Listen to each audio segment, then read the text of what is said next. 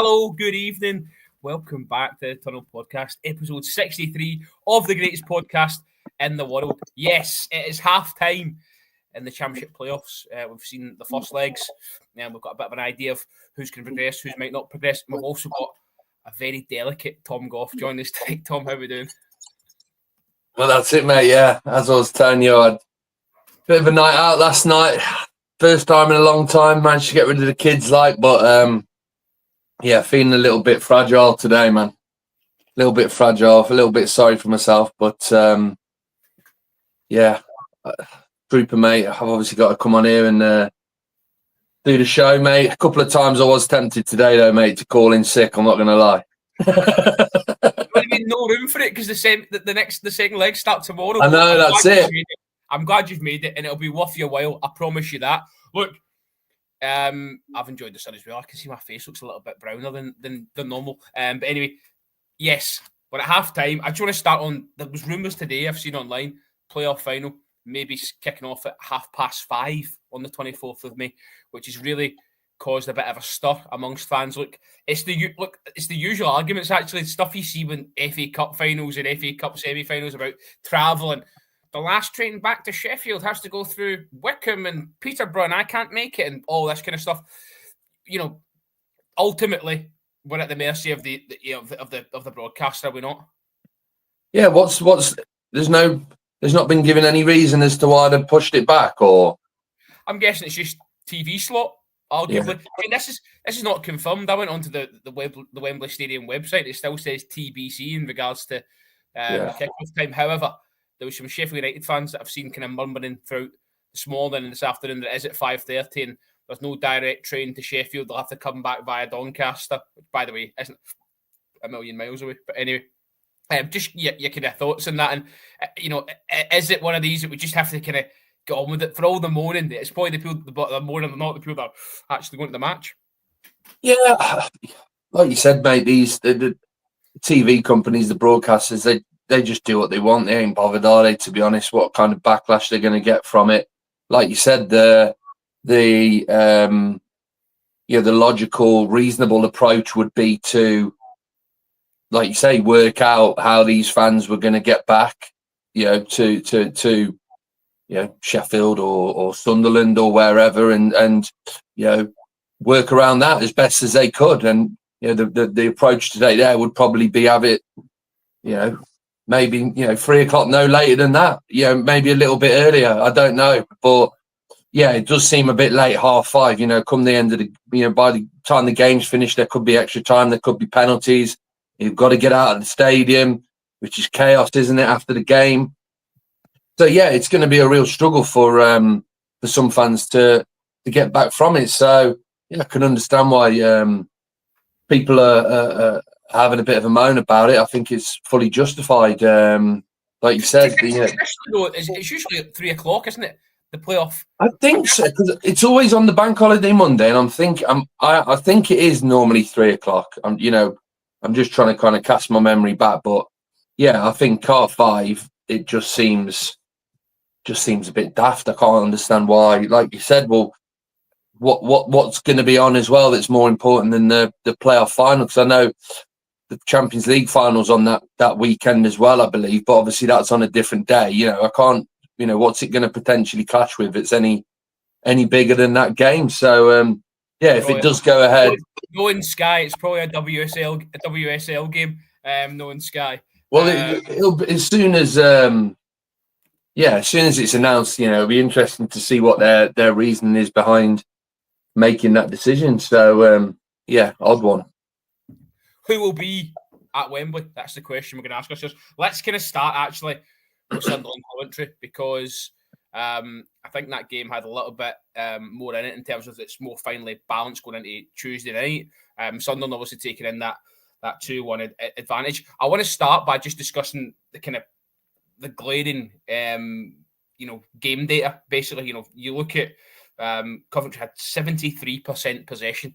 I think first half they were all over Sunderland. Sunderland were really, camped in. I think there are maybe 1 or 2 breaks from memory, but Coventry just did not capitalise in that first 45, Tom. No, yeah, look, I've got I've got to first and foremost applaud Lebris, because I genuinely felt that they were going to be really low on confidence going into this game due to the poor run of form they were on. At the back end of the season, and Coventry, stark contrast. They were real high spirits. Got into the playoffs with a great victory against Middlesbrough last game of the season. So I was fully expecting a Coventry win. I'll be honest with you, that's what I predicted. I thought Coventry were going to go and get the win. I thought they were going to build on the momentum. Like I said, Sunderland struggling for form, etc. But look, Lebris, he had a game plan. It was quite clear to see that that this was how they intended to play out the game. That they were going to sit deep. They were going to be organised at the back. They were going to try and frustrate Coventry. Limit them to very little opportunities, get everyone behind the ball, and then try and capitalise on the counter-attack. And like you said, the first half, they struggled. They defended brilliantly, obviously, and they did the job at the one end of the pitch. But like you said, they struggled, didn't they, to really kind of carve anything out. Any clear-cut chances when they, the few times that they were able to get on the attack. So, but you've got to say that, I'm just thinking back now, it was only really half chances for Coventry in that first half. Even though they had all that possession and they were dominating the game as much as they were, Sunderland defended brilliantly. It was only really a couple of half chances Coventry had. There was no clear-cut chances created. So, it's just a testament to how well organised they were at the back, and how well they were defending. We talk, or we hear managers, season upon season, when they are on a bit of a barren run like Sunderland had been getting. I think it was 5 straight defeats on the bounce, about kind of shutting up shop and getting back to basics and having a good solid foundation. And I think that's what we saw on, was it Friday night? Was it? Yeah, Friday night. I'm trying to get my days mixed up there. On Friday night, and it really did work out for them. Although in that first kind of opening maybe 20 minutes, Coventry seemed to be splitting the centre backs, and Brendan Thomas-Asante keep finding himself kind of in between there. But as you say, it was those little bits in the final third, they just weren't dropping for Coventry. Yeah, that's it. Yeah, like you're right, mate. Look, Coventry were doing a lot of things right, but sometimes you just need a little kind of a little bit of luck, bounce of the ball, just something to go your way to, like you said, get that clear-cut effort away on goal. And unfortunately for Coventry, it didn't fall for them. But like I said, I just considering like you said, 5 defeats on the bounce. They lost some of those games they were losing to kind of teams that were kind of down towards the bottom end of the division. At home, it was just could they react? Could they turn up and, like you said, go back to basics, get well organised? Yeah, that's one thing that, before they went on that poor run at the end of the season, that's what, Sunderland have done that, that performance, many occasions throughout the season. They've done it to ourselves. When they come to the Hawthorns, they kind of let us come at them, let us almost get a bit kind of comfortable. It's almost like they kind of lure you into a trap, isn't it? And watching the game, that was they were back to their best, basically. Like I said, the game plan that they were implemented. Every time I've seen them, especially against kind of better opposition, that's going to have more of the ball and going to be more of an attacking threat. They set up like they did on Friday night, and like I said, try and lure you into a full sense of security. And then when they get that opportunity to break, they've obviously got some real quality attacking players within their ranks, that they hope can kind of do what's needed on those counter attacks. You mentioned attacking players. Quite shocked to see Isidore and Maenda start the game as a pairing, actually, for myself. Given Isidore's kind of run of form, we hadn't scored in 13. You and I were talking during the game, and maybe giving him the commentator's cuss, because as soon as we sent that text with each other, he goes and gets that goal. Coventry hold a really kind of high line, which shocked me. and it's quite a curving run from Isidore. And for me personally, I think Wilson's got to do better. But credit to him, it's a good finish. Yeah, I think it was. Again, it's credit to Lebris, because I think it was smart in that. Isidore, I know he does struggle. He does struggle in front of goal sometimes. It's been a weird old season for him, because I think he has scored about 15 goals or so, but he's had a couple of real barren runs over the course of the season, and he seemed to kind of get a glut of goals all at once. So yeah, there was probably a few Sunderland fans questioning his inclusion at the start, but I think with how he set out, Isidore, his ability to kind of hold the ball up. He's quite athletic. He's quite tall. He can run down.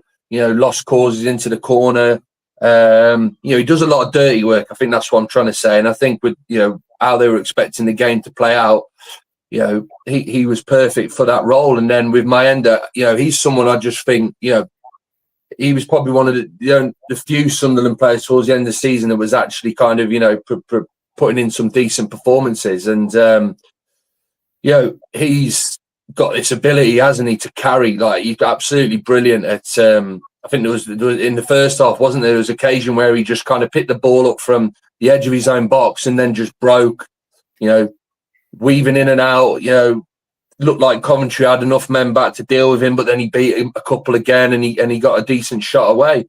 So I think that was why he was included. That top ability he has to carry the ball and beat players and open the pitch up, etc. So I thought they both, they obviously both got on the score sheet, but I thought both of them did exactly what they needed to do. I think you're probably right. I think it was a weird one for the opening goal, because it's a good run, it's a good ball through from Lefay, and a good run for Isidore, like I said, the bendy's run, but then it was almost like Coventry just kind of, it was almost like they didn't realise, the threat, the danger. The defenders, I felt as well, were almost a bit slow to react and realise, well, okay, he's kind of honing in on goal here, and I think you're right. I think the goalkeeper probably will be disappointed. I think it would be harsh to kind of. I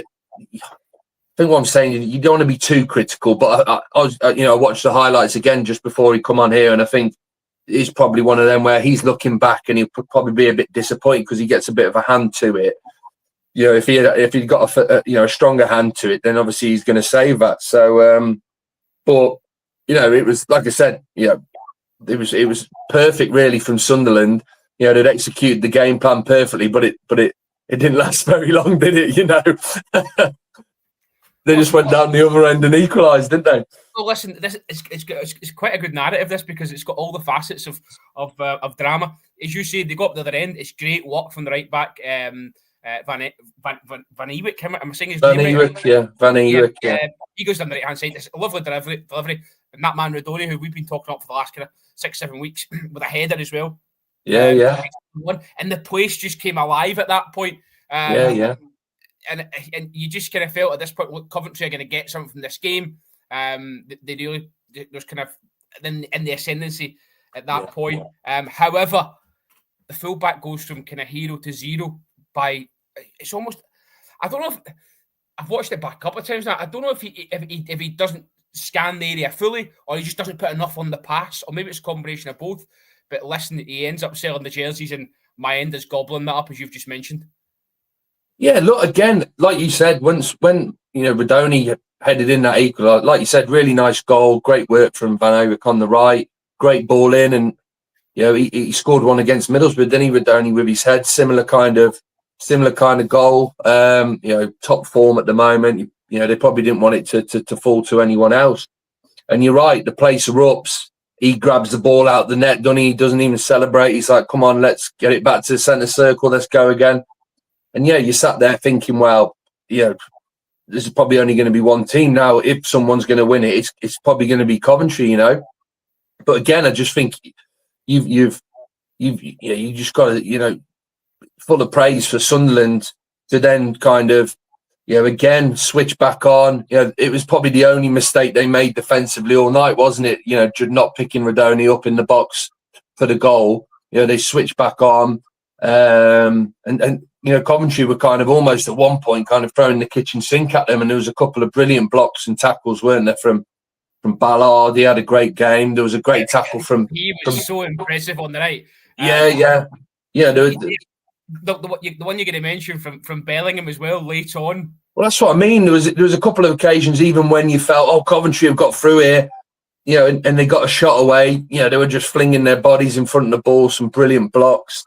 And, that Bellingham tackle on it, that came again straight after the Sunderland goal to go ahead. Was it Hadji Wright? You just felt like, fell to him. He's going to get a shot away and a brilliant tackle from Bellingham. So, it was a really entertaining game, to be honest, because like you said, it just had a bit of everything. And I'm a bit of a, I don't know, when it comes to watching a game of football, I do like watching two teams who have got a different approach. They're kind of a bit of a chess game, and I felt it was a bit like that. Sunderland obviously set up the way they did. But Coventry, under Frank Lampard, that they're going to go into every game and try and win it. They're going to attack. They're going to give it all they got to try and get a few goals. So it was an entertaining game. Look, it was at the end of the day, it was 1-1 really, isn't it? That goal was just a gift, an absolute howler from the defender. Maenda, he's still got a bit to do. He's done really well taking it around the keeper and slotting it in. But I think what I'm saying is it was two very evenly matched teams. There wasn't much in it, and it's going to be a cracker when it goes back to the Stadium of Light for sure. It's not Coventry aren't out of it yet, are they? Obviously we're going to go and move on to the next game, but I think they can take a lot of positives from it. I think. I don't think they'll be too downbeat. I know they're going to be disappointed with the manner in which Sunderland got their second goal, but they're only one behind. They've still got a great chance, of getting through to the final still. So it's all to play for. 74 clearances Sunderland made during that game. As you said, and rightly put it, Coventry did throw everything but the kitchen sink at them. Regis Labrise, he kind of said there was a real willingness to defend together, which I think was evident. Two forwards tried to create something different in behind, which wasn't always easy, especially in the first half. Tuesday will be a new story. We've lost a couple of games at home recently, so it's not done yet. We have to win, we have to fight, and we have to be competitive. On the kind of flip side of that, Frank Lampard, he was praising his side. He said, it was a really good performance, barring the mistakes, the obvious mistakes. He said, we just couldn't unlock the defence. They'd been so good. And you mentioned, obviously, Ballard, out of those 74 clearances, 20 were from him. 9 aerial duel ones, and most on the pitch. He was just an absolute phenomenon on the night, really. Yeah, top performance. Like you said, he was just, he's winning. Part of that goal that Rudoni scored, he was just winning absolutely everything. In the air, there was some brilliant. I think there was one in the first half where, I don't know, was it Sheaf? I think he dropped the shoulder and sold the dummy, and you thought, he's going to get a shot off here. And Ballard, I think it was, threw himself in front of it. Took an absolute rocket, to the midriff, but brilliant block. And that was what he was like all night, putting his body on the line. I think, I can't remember. Was he given man of the match at the end? Because I think it probably would have been a travesty if he wasn't given it. I thought it was a fantastic performance by him. So you're giving him it. That's what matters. He was a man of the match. That's all. Yeah, but it's good. Look, it's interesting there what Labrise said, because there's going to be an expectancy, like you said, in the next fixture with Sunderland at home. I don't think the Sunderland fans are going to. It's going to be difficult, isn't it? If they set up and play, like they did against Coventry in the first leg, it might prove difficult for the fans to get behind them. If they're kind of just sat deep, 10 men behind the ball and they're allowing Coventry 72% possession or whatever it was. So he's kind of hinted there that we are we are going to mix up a bit. We can't take exactly the same approach. I think they have got to, be a bit more, progressive, a bit more attacking intent than they were on Friday night. So, does that potentially help Coventry? Like you said, kind of, better ability to like you said, create some more clear-cut chances. Yeah, it'll be interesting. It'll be interesting to see, like I said, what Lebris does, and if he does mix things up a little bit, takes a slightly more different approach, considering how effective it was on Friday night. Like, I think what you've alluded to there, Frank Lampard sort of hinted at as well. I think he expects him to be maybe a tad more cavalier at home. Yeah. Should I say? Just on Coventry and Milan Variovic, he doesn't want his season to be defined by one pass. He's got to try and park that and go again, because he's been great for the full campaign, hasn't he? Yeah, he's been a real consistent performer for him, and yeah, he's going to be absolutely devastating, and the hope is, that's not going to, that's not what's going to matter come the end of the two matches. So yeah, look, I think he'll be, like you said, he obviously put in the great work down the right hand side to get the cross in for Rodoni to equalise. So, yes, it was a real Jekyll and Hyde evening for him, but I don't doubt for 1 minute that he'll be starting again in the second leg, and he'll be even more determined to make amends and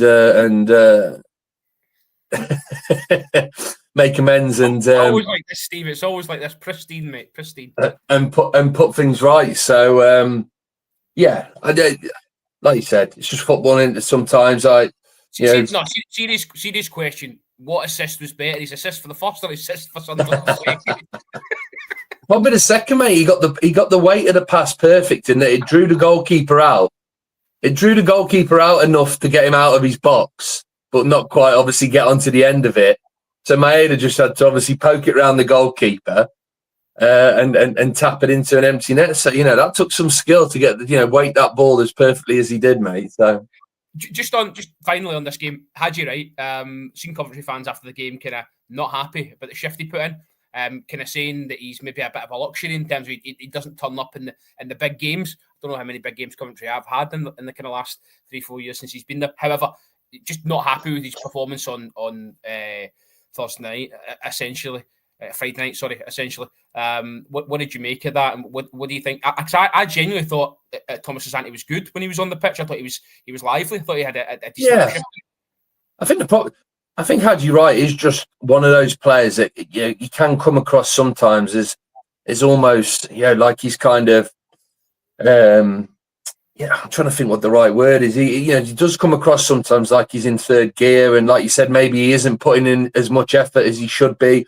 I just think he's one of those kind of players, like you just said, maybe he is a bit of a luxury player in that, unlike Thomas Asante, who obviously I know very well from his time at West Brom, he just, he works himself into the ground. So, he probably hasn't got the finishing ability, the technical ability that Haji Wright has, but what he has got a lot more of than Haji Wright is that kind of energy, the desire. He'll run himself to the ground. He'll do a lot of defensive work as well. And, as a fan in the stadium, you love to see it, don't you? You love to see these players just kind of, putting maximum effort in, working as hard as they can. And you always get that with Thomas Asante. So I think take it with a pinch of salt, because it's one of those, I feel like, you need players like Haji Wright. He has got that ability, to score a goal out of nothing. Very technically gifted player.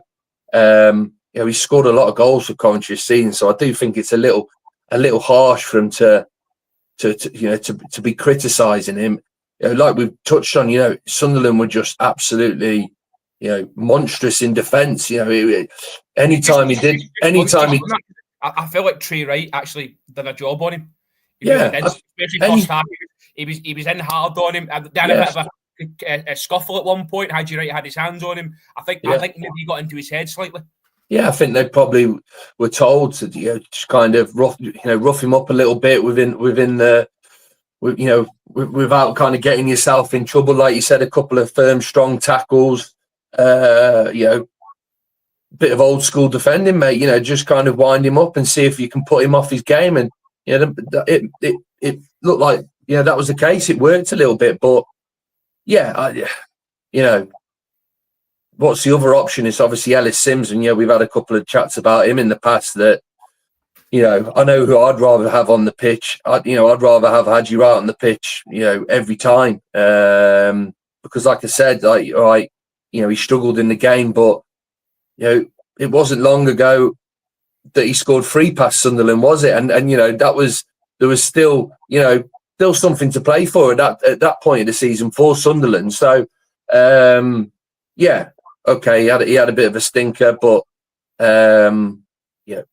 he's definitely got the ability, top striker at this level. And I think Coventry are a stronger team with him in the side than when he's not.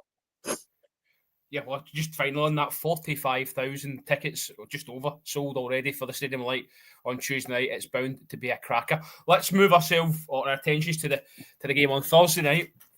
Obviously, Bristol City and Sheffield United.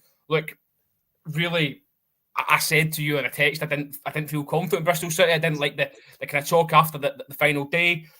We'll deal right into the red card, because I know you and I are both in agreement. So, red or not, mate, I still to this day, I cannot believe the amount of people out there. Obviously, it's expected from Bristol City fans, because adrenaline's pumping, heat at the moment. It's a decision that's ultimately has cost them the game. A game that they were well in still. It happened right at the end of the first half, wasn't it? It had been quite an even affair. Looked like it was going to go into half time at 0-0, and that's just completely just changed the complexity of the game 100%. So I can understand some Bristol City fans jumping on social media and saying, it wasn't a penalty, it wasn't a red card, but I couldn't believe the amount of neutral fans out there that were saying, the ones that were saying it wasn't a penalty, it was one of the most blatant penalties I've seen so far this season. Kiefer Moore, he was smart. People saying, Kiefer Moore, he played for it, he slowed down, he slowed his run down to let the defender cut. Yeah, he did everything that every fan would want their own striker to do. He played it perfectly. But, Dickie's just got to be so much smarter in that situation. And I know what you said, mate, and you're right. The adrenaline, playoff semi-final, the adrenaline's pumping. You've got a split second to kind of make a decision as to what you're going to do. But, it was very naive from Dickie to, just bundle into him as he did and wrap his arms around him like he did. It was such a clear penalty for me, mate. And then this is, the letter of the law, as I've always known it, is if he's the last man and he's taken out and stopped a goal scoring opportunity, it's a red card. Now, what's all this double jeopardy? Everyone was throwing this double jeopardy about, in that, he's given the penalty, so he shouldn't be giving him a red card. What? When's this become a thing? That's all. Something we've been dealing with in Scotland for a couple of seasons now is double jeopardy. With it, you're already being punished by the penalty. You shouldn't be then punished via the red card. I think it comes into play more when it's a goalkeeper as well. Potentially, but something you said as well, which I thought was quite good, because obviously you're a former centre half yourself. Back in your heyday, I remember fondly. Which you said sometimes you've got to just let them score the goal and stay on the pitch. This is big bugbear of mine in football. And again, it's easy to sit here and say, just let him get the shot away. Let him score all right, there's 90% chance he's going to score the goal. There's a very small chance that the keeper might save it or he might pull it wide. But the amount of times of football where, defender, I just think, just let him take the shot. Just let him take the shot. It's happened. They're probably going to get a goal here, but, it's better for you to still be on the pitch, to try and get back into the game than to do what Dickie did, get sent off. They score the penalty. You're down to 10 men. You've got an absolute mountain to climb after that. And it happens a lot. Where defenders, I just look afterwards and think, why didn't you just just take the goal. You just take the hit, take the goal. You're 1-0 down or whatever, but you're still on the pitch. There's plenty of minutes left on the clock. Why take the risk? And like I said, it's easy to sit here and say that, in the heat of the game, split second to make a decision. But I felt in that one that, Kiefer Moore was ahead of him. The ball over the top, they'd made a mistake. Kiefer Moore was well ahead of him. He comes back. So in my mind, he's got time, I feel, to evaluate the situation, because sometimes it's split second, you make a tackle or whatever. And, but I felt like Dickie had time to evaluate the situation, but he was just so pumped up and eager to get back and make amends for his mistake and try and make a tackle. But for anyone out there questioning either the penalty or the red card, I just couldn't understand it. I got in a few little debates on X, mate, because there was, a couple of, and again, we were just questioning whether it's just clickbait, isn't it? From some of these pages, some of these podcasts. But, if they genuinely felt like, like you said, with the double jeopardy and the red card thing, etc. Okay, there might be an argument there as to where, he should have been given a yellow. But people questioning the penalty, man, honestly, like, it was so clear cut.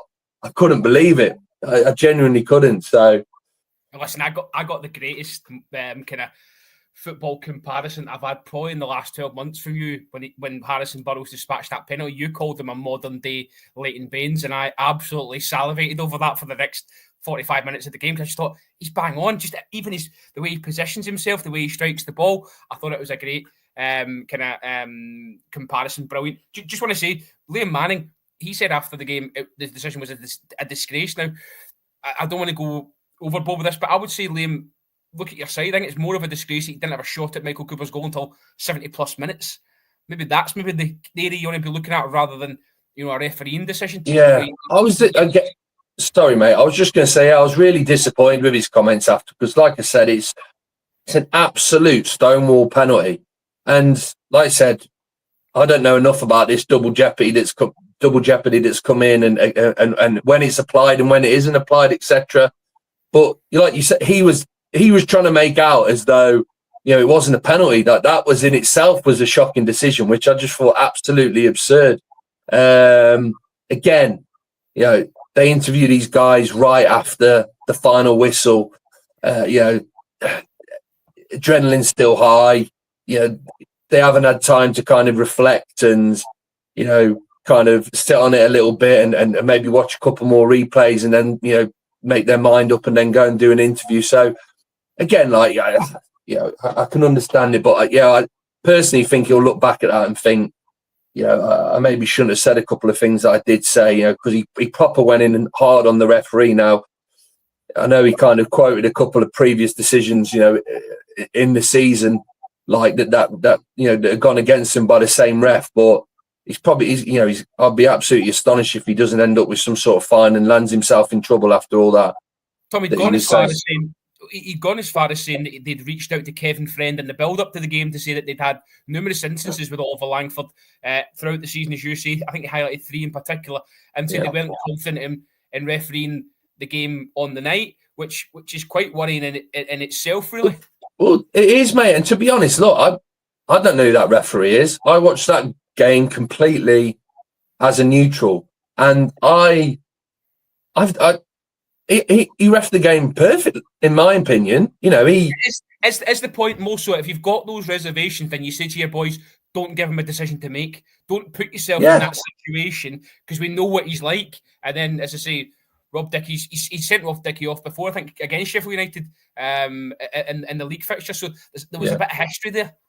Yeah, there was. But again, mate, I don't think, I was even saying to you as we were watching the game, I felt that Bristol were quite fortuitous in that goal that Campbell scored being chalked off.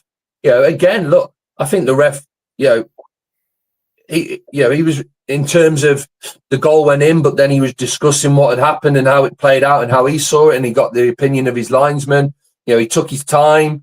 He listened to what his linesman had to say before making a decision. And I kind of stepped back a bit, because I felt, well, looking at it again, I can see the reasons for why it was disallowed. I did think it was very tight. You know, the offside decision. So tight. I know, but again, it was one of those where I felt like, you know, the ref. I felt it was a goal, but I can understand why the ref didn't give it, and I felt he went about it in the right manner. And like I said, he got absolutely nothing wrong, in my opinion, with the penalty decision and the red card. So, yeah, like I said, I'll be absolutely astonished if Manning doesn't land himself in hot water after what he was saying, because, like you said, it was an attack, wasn't it, on the referee? You know, no ifs or buts about it. And you're right. I felt, you know, I was a little bit. I don't know whether I'm being a little bit harsh here. It's like, you know, you just touched on it then. I did feel, yeah, Bristol City just didn't get into Sheffield United enough in that first half, you know, when they had 11 men. You know, look, Sheffield United, spoke about them in the last pod, you know, clear favourites, 92 points, really strong team. You know, they've got all their best players now back in the starting 11, but, you know, you've got to use that home tie to your advantage. And, you know, you're talking about Coventry and Sunderland before, and I know Coventry weren't able to turn their dominance and possession, etc., into a goal, but, you know, they were going for it, weren't they? They were giving it a real good go to try and get that opener and to try and get on the score sheet, where I felt like Bristol were a little reserved. Yeah, just kind of, I don't know whether, you know, they were giving showing Sheffield United a little bit too much respect. You know, did the occasion get to some of those players? They've not played playoff football before. I don't know, but yeah, I was a little bit just disappointed, thinking, you know, you're missing a bit of an opportunity. You know, I felt like most people, Bristol had to take a lead. If they had any chance to get into the final, they had to take a lead into the second leg, you know, away at Bramall Lane. So, but yeah, it's a shame now, mate, because it's just done, isn't it? It's just absolutely done and dusted, that tie. Yeah. But listen, there's a lot of people online, you know, harking back to the Peterborough Sheff Wednesday. You know, these things do happen. Although they do. If Bristol City were maybe going to be at home in the second leg, you could maybe have more of a case for it. Certainly, yeah. But I think I have to agree with you. In fact, you know, I'll give my opinion towards the end. And I want to just talk about, you know, we've spoke there about, or people speaking about the red cards, the change point. I actually think Chris Wilder's changes on 67 minutes were the changing point in this game. He brings on Tom Davies, he brings on Andre Brooks, he brings on Callum O'Hare, and at that point they just look like a different animal up top. Yeah, no, look, yeah, the substitutions were fantastic. You know, because obviously O'Hare got on the score sheet and Brooks got on the score sheet as well. And yeah, look, he made the changes at the right time, because, look, to be fair to Bristol City, they were frustrating Sheffield United. I do think, I don't know, there was a little bit of, I don't know, again, I was getting frustrated from a Sheffield United perspective, because I was sat there thinking, like, they were almost a bit too casual, if you know what I mean, you know, in terms of passing the ball around, you know, across the back four, and there just wasn't enough urgency trying to break the lines, you know, get it down the flanks, get balls into the box. And obviously Wilder saw that as well and felt, you know, I got to pull some of these off, and I got to make some changes, try and liven things up. And, you know, the guys did exactly that. Like you said, Davis was a smart one as well, because you know what you're going to get with O'Hare and Brooks. They're obviously, attack-minded players, very talented, you know, got the ability to beat a man, very skillful, can score goals as well. But yeah, Davis in that sitting position, you're trying to move the ball quicker, make those forward passes quicker, etc. You know, it was a smart move from Wilder there. Like you said, those three came on. And Davies does offer a bit more experience as well than Sidney Peck, doesn't he? I almost felt that, especially in the second half, Sidney Peck was forcing it a little bit too much. He was trying to get a goal desperately as well. I thought he had 2 or 3 chances, maybe one in particular where he could have played. I think it might have been Ryan Brewster in. But certainly, yeah, I think it was right there. Tom Davies seemed to calm it down a little bit, and he was playing the right ball and a more meaningful ball as well. Yeah, I've been surprised, to be fair, at how little game time he's got. And whenever he does get brought on, he always forget that he's there, you know, because like you said, he's got a lot of experience, played a lot of Premier League football for Everton, obviously. And he's, you know, like you said, kind of cultured midfield player, isn't he? You know, comfortable on the ball, likes to kind of that quarterback role almost, isn't it? Like you said, get on the ball as much as possible, taking it off the defenders, and then, like you said, trying to get it forward to the attackers as quick as possible. And yeah, he did exactly that. He you know, those three, yeah, it was that kind of injection that was necessary to go and kill the game off. And you know, the two goals were nice work goals again. You know, touching on Burrows, some great work again from him down the left, and comes across. It is Brooks, isn't it? I keep because there's what's the that? Yeah, because there's yeah. Nice finish from him, nice work goal, and then I really liked O'Hare's as well. Great celebration. Yeah. And but I really liked O'Hare's goal because on first, like in real time, you thought it was just maybe a little bit of a deflection had come off him, but you know, brilliant little flick, and you know, it was needed because it was probably just going straight into the goalkeeper's hands if he'd not got that little flick. But he was almost kind of mid-air, and he kind of managed to kind of get a little flick on it and send it in. So yeah, really impressive finish. And yeah, we were saying as soon as that went in, 3-0, we were just saying, yeah, that's a tie done, man. Like it's over. Callum here almost say hampered himself, but he's become a bit of an impact player off the bench. He's every time he comes on, he seems to do something, which makes me think maybe Chris Wilder thinks actually better off keeping him on the bench for that impact if I do need to change the game rather than starting him in matches. Yeah, it's quite funny really, because when he was at Coventry with Hamer used to play deeper, and O'Hare was there. He was the number 10. He was Coventry's main man in that kind of attacking midfielder role. But obviously Gustavo Hamer's now become himself more of an attacking midfielder, a number 10, and he's almost kind of pushed O'Hare out of that team. You know, ironically, and like you said, O'Hare's had to kind of then, you know, become more of an impact player from the bench. So yeah, he'll be disappointed. You know, he'll be wanting to start games.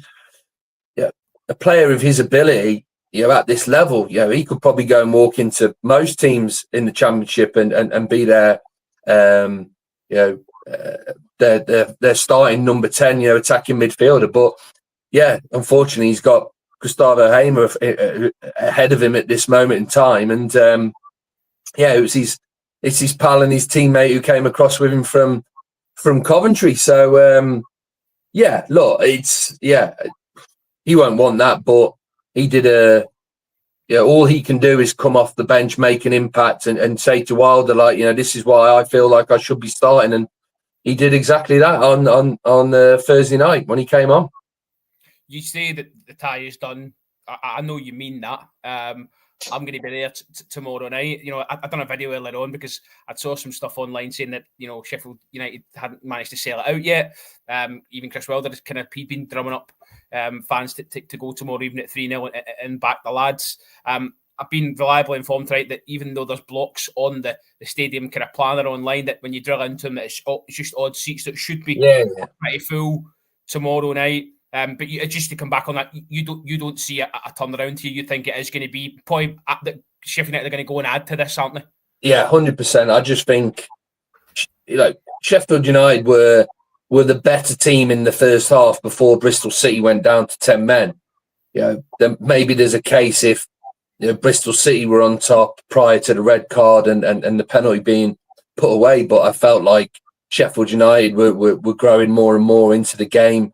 They were the better team in that first half, and I just can't see how Bristol City are gonna, you know, get 3 goals and maybe take it into extra time, or I just can't see it, man. Like, I just, you know, like you said, I want, you know, I'm going to watch the game, so, you know, I'm hoping they give it a good go, because that's what they got to do. They just got to go for it, man. Like, no one's expecting them to get through now. You know, the odds are stacked against them, but all the Bristol City fans, they'll just want to be seeing now. And Manning himself is, you know, just to see him go out fighting, you know, just give it a good go, see if they can get a goal back, if they can get an early goal and just put Sheffield under a bit of pressure, make them feel a little bit uneasy, quieten the crowd down.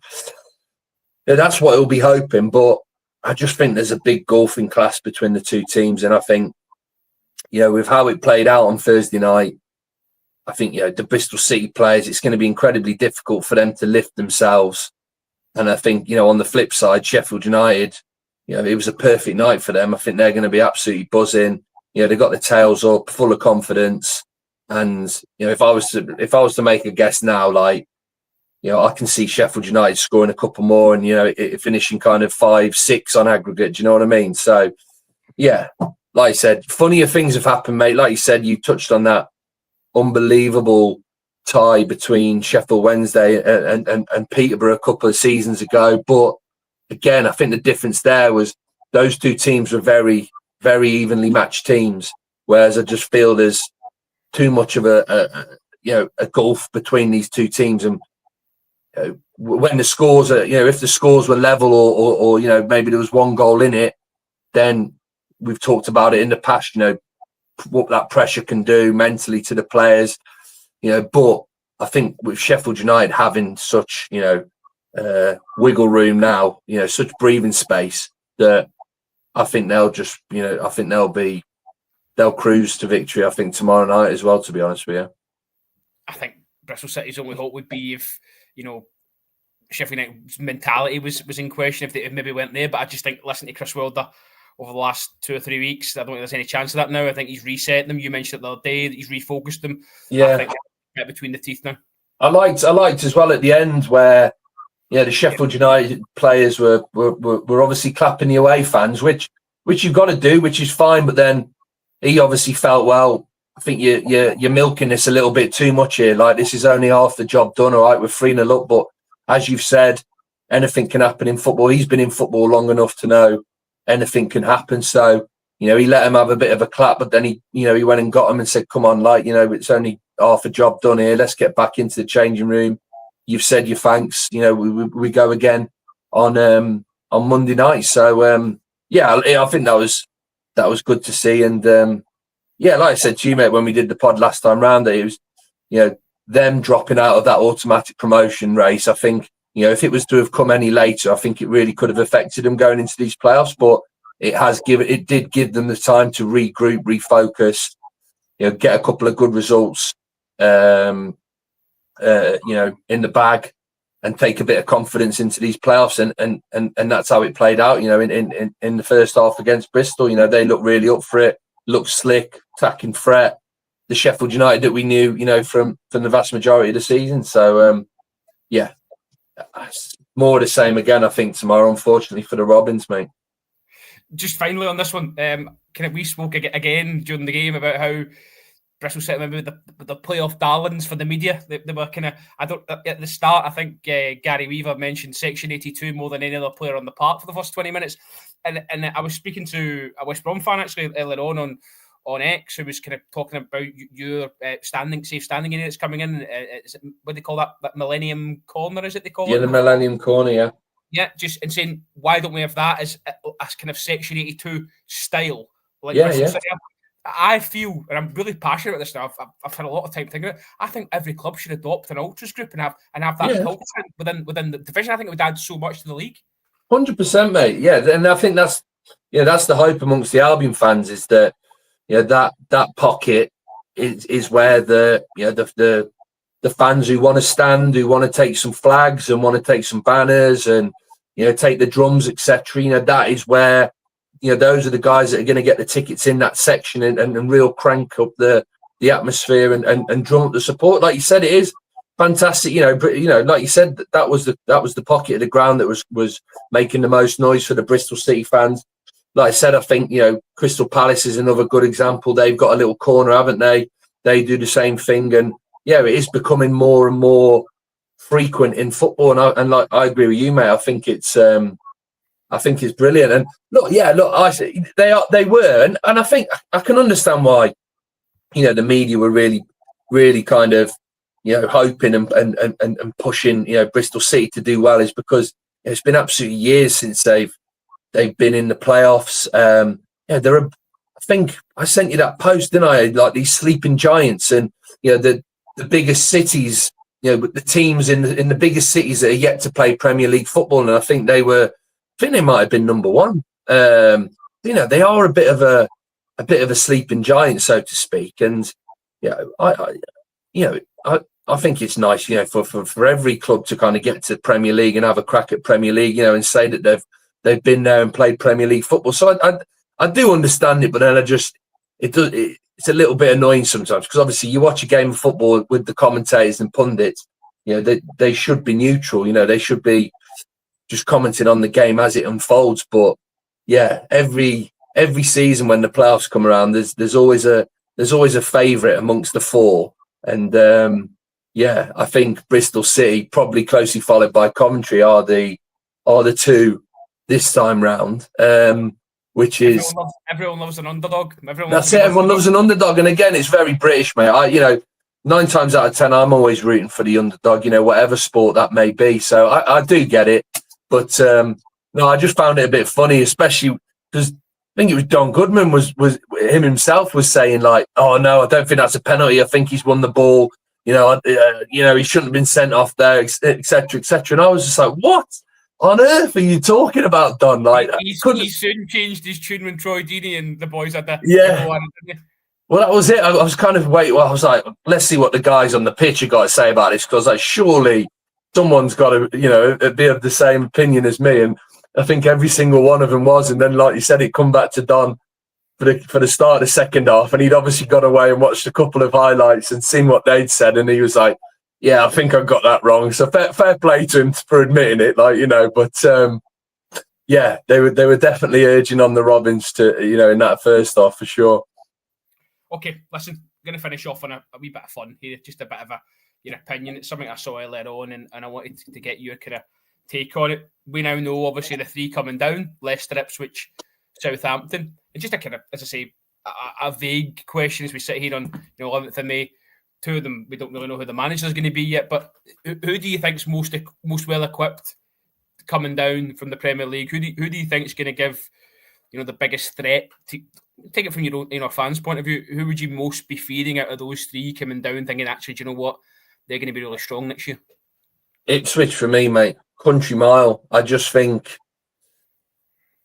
think the business that they did, and I've said this a few times, some of the signings that they made, it was almost like the mindset was, well, look, this is going to be very, very difficult for us to stay in the Premier League.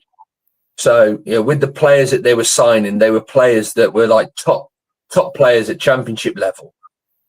And, there was obviously still question marks as to whether they were going to be able to make the step up to the Premier League, but they were probably players that would be, I don't want to say willing, but if Ipswich were to be relegated, they would have a good chance of keeping hold of them as well, coming back down into the Championship. So I think, they'll keep the vast majority of their squad. I don't think they'll be cherry-picked too much. I think Delap will probably be the only one that will go in the summer. I know he's got a release clause in there, I believe, and got a lot of interest already. So, he is, it's going to be big boots to fill.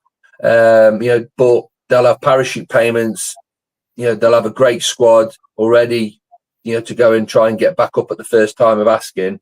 I think Kieran McKenna, I do rate him. I know, the season that hasn't played out. I think most expect him to go down, but I think he himself would have said, we would have liked to have given it a better go and taken it, longer into the season and had a few more points on the boards than they did. But yeah, I think he's a top manager. Like I said, I think they're going to have a great squad for Championship level. I think they'll add to it as well. So they're the ones for me, mate.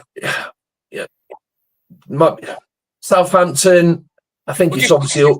Before you go into those two, I want to touch on those because they're both managerless, yeah? Yeah. Both haven't made an appointment yet. You yourself are managerless. Is that a worry for you in terms of targets, potential targets? Do you think that you're shopping in different brackets? Maybe you can be honest. Yeah. No, I'll be honest with you, mate. I think we'll. So if we're interested in anyone that's also being linked with Southampton or Leicester, then look, they're gonna go to one of those two teams because of the fact that they've just recently been playing Premier League football. They're financially going to be in a better situation. Maybe not Leicester, because I don't know, fully what's going on behind the scenes there. There does seem to be issues with money there at Leicester, but I still think with they'll have more clout than us, most definitely. So we could maybe miss out, but I don't know. I think those two teams will probably be going for a higher caliber of manager than we will be going for now. I just think that's just how it is, in terms of the clubs and where we are at this moment in time. But like you said, it's difficult because those two teams have got to appoint new managers, and you need to kind of to really kind of give your take on as to how they're going to do next season. You need to know who that manager is, don't you? But I don't know. I've just got a feeling that Southampton are going to have a good squad as well. I think they've got some good young players who've come through as well. I don't think they'll get too many players plucked away from them. I think all it comes down to Southampton is who do they appoint, who do they bring in as head coach. I do feel that Leicester are just a bit of a mess. I just feel they're a bit of a mess at the minute. Like I said, there's things going on behind the scenes in the boardroom. I think they'll lose a few players because I do feel that they have got some Premier League standard players within their team, but for whatever reason, they've just given it a real poor go this season. I think Van Nistelrooy was a poor appointment. That's obviously not worked out. A lot of people were expecting that to be the case. For me, Ipswich, I just think that as a club, structure, financially, they're a lot more stable than the other two. I think they've got a great young head coach. I think they're going to have a good squad for the Championship. So I think they'll have a real good season next season. I think, do you say with Southampton and Leicester, they didn't change their fortunes by rushing into those appointments, and with Leicester, with Vardy going, kind of feels a bit like an end of an era almost. Interesting to see how they get on next season. Okay, we'll park it there. As I say, we're at the game tomorrow night. There's been quite a few people watching tonight, which has been good. So if you have enjoyed it, give it a like, give it a comment, follow us on the other socials, get involved there. Good to get the interaction up, especially during the close season. If you're going tomorrow night and you do say hello, and we'll be back during the week to discuss the second legs and talk about the playoff final at that point. So Tom, as always, thanks for your time, and we'll see you on the other side if I can find the intro. There we go. Cheers.